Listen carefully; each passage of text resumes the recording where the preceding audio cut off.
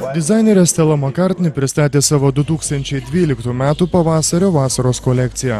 Pristatymo atmosfera priminė pižamų vakarėlį. Visa krūva šilkinių tunikos tipo suknelių ir laisvai krentančių raštais puoštų kelnių kostiumų, kurie puikiai tiktų tingiam, neįpareigojančiam piknikui gamtoje.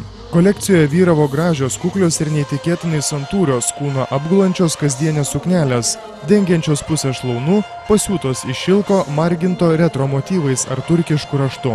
Kai kurios tarsi per didelės, baltos puoštos mėlynais ar burgundiško vyno spalvos raštais, primenančios 5-ojo dešimtmečio naktinių marškinių madas.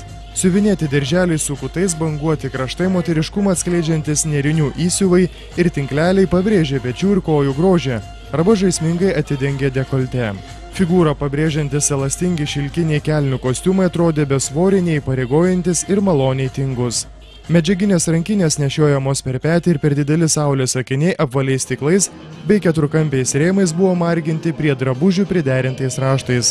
Modeliai avėjo kūno spalvos aukštakulnius arba lengvus lygiapadžius sandalus. Tekstūra buvo kuriama naudojant habotai šilką. Laisvai ranka surišta į kaspinus, o žakardo raštai ir žirneliai padėjo sukurti senovinės klasikos įspūdį.